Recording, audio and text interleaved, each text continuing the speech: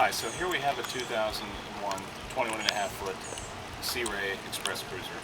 Inside this vessel, the top line option that year was the 5.7-liter fuel-injected motor. Has 260 horsepower. It's a stern drive, has an Alpha 1 outdrive. It is fuel-injected, and it's a very reliable engine. This was the strongest engine you could get in a Sea Ray boat in that year for this size boat. And I'll tell you what, even with 6-7 people on this thing cruises on the water really nice. Whether you're out in the open sea or a lake bed, out in the river, and it handles very well. In terms of reliability, most boats in this model year would have triple the amount of hours that this particular motor happens to have on it, which is roughly around 450. It's a bulletproof product. The most I've ever had to do to this thing is change the plugs and the wires and the oil filter, which is pretty much standard when it comes to caring for a boat year over year.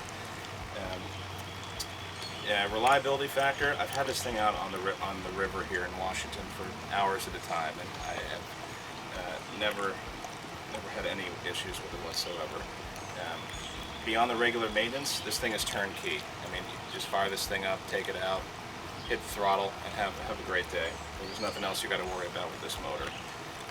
In terms of ease of operation, if you've ever worked on a vehicle in your life or changed the oil or checked the oil in your thing, this is just as easy. This motor here is made by General Motors, so it's nothing you probably have not encountered out there before with the vehicle. Again, 5.7-liter digital fuel injection, 260 horsepower. And there's no upgrades done to the product. This is completely stock.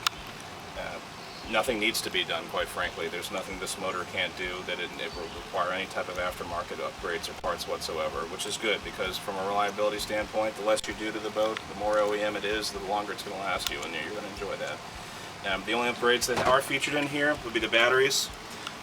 Most stock batteries from 13 years ago didn't have the features and benefits of modern batteries today, so these are Optima Blue Top, which are the top-of-line marine batteries you can get for a vessel.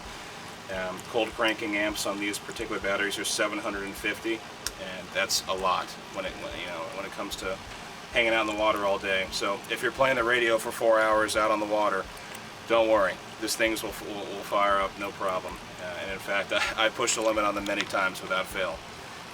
One thing that is installed in here as well in terms of the battery situation that was not OEM, I had shore power installed in the boat, which Sea Ray does not put typically in any vessels below 30 feet.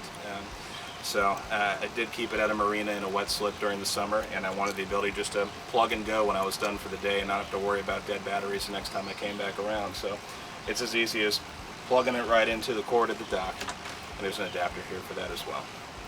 Above and beyond that, not much else I can say about this thing except that I've had a great time with it, and it's been fully reliable for me, and hopefully I'll pass on to somebody who enjoyed it just as much as I did.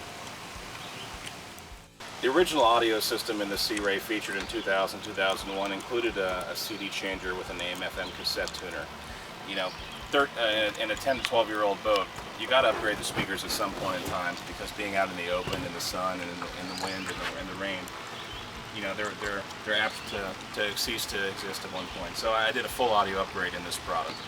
Outside on the deck, the original speakers were not separates, but to get better bass and performance when you're at full speed and the wind's blowing through your hair, I put some Polk Momo carbon fiber separate speakers in here, and they are powered by a Clarion 2-channel amplifier, which is 120 watts per channel. So there's no lack of bass and performance on these speakers, even when you're top speed 40 miles per hour and all you can hear is the wind behind you. Control pad, the original control pad in that year, simply turn up the volume and turn the product on and off. I completely upgraded the pad as well. Pad is waterproof, weatherproof, so there's no worries about getting this thing splash wet with rain or beverages. Satellite radio is also installed, which didn't exist back in that era, so every boat now comes with satellite radio. I wanted to make sure that myself and anybody else who uses this product can take advantage of all the great modern technology that you can get out there. So it does have Sirius XM built in. It works like a charm when you're out on the water. Here on the East Coast, I've never had any issues with it dropping out, even if I'd gone out past the Chesapeake, so it's a very reliable product. Garmin navigation is also installed. This is a unilateral connection. If you have an existing Garmin color black and white system, there are both style harnesses here to connect to that system, and it is hardwired into the system of the boat, so it's not reliant on batteries being charged. It can run in standby as well, so if you need to run it with the boat's not on, it is fully operational as a standby product. Inside the boat here, I did upgrade the head unit as well. The head unit is no longer a cassette deck, it's now a single CD player in here. The original CD changer is not compatible with modern technology, so in order to accommodate that, we installed this new deck here. Deck does have an auxiliary input as well for a universal product, but it does have a USB connection in the back, which is RAN, so anybody can plug in an iPod, iPad, Android, doesn't matter what brand it is, you can get audio to this thing from a portable audio product. Amplifiers are tucked away in here under the sink. The original amplifier for the 2 speakers outboard is a Clarion. Inside here, I did upgrade these speakers as well.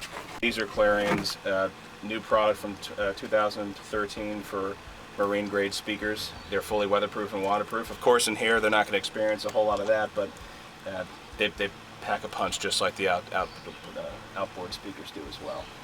Subwoofer is installed. Of course, this is not OEM in most boats, but I did install a 400-watt Polk subwoofer amplifier with this 12-inch woofer here. It is a ported driver, so it's very forgiving. It doesn't have to be aimed in any specific direction. I simply have it up here to protect the woofer. It can be quickly unplugged. If you need to get more space in here, you want to sleep, you can move this thing onto the deck. This subwoofer is also sealed and is weatherproof, so if it gets a little bit wet, no worries there. It's going to function just fine. Yeah, this system bangs, so people are going to hear you coming when you pull up to the marina, or to the dock, or to that restaurant out on the waterfront there. So there's no lack of enjoyment factor here. This is definitely a party boat for sure. But if you just want to chill and you want to have a nice, relaxing evening, right from the radio, you can simply turn down this unit and just listen to the speakers without concern. And that's the audio system of the boat. I just have to say that I really do love this boat. I grew up boating with my parents and my family, sailboats and powerboats, so I always was big into the water. But I had never owned a boat before this personal boat that I have here, and it's been the best 4 or 5 years of my life with the Sea Ray. You know, if you're a first-time boater or you have yet to buy a boat, you can't ask for a better product than a Sea Ray. They're one of the top-of-the-line manufacturers out there. You know, even with a vessel of this model year, it's hard to find a newer boat comparable to the build quality of this product with as much they put into the fiberglass hull in this particular model. Very easy to operate, very easy to read the gauges. If you can drive a car, you can pilot this boat. You know, it's very easy to operate. Turnkey, good to go. Hit the throttle, have a good time out in the water. You know, overall this has been a great experience for me. When I buy my next boat, it's definitely going to be a Sea Ray, no doubt. And I'm not a Sea Ray salesman. I'm just a big fan of their product, having owned it. And you know, the next owner of this product is going to have just as much fun as I have, I'm sure of it, because Sea Ray is one of the most solid vessels out on the water.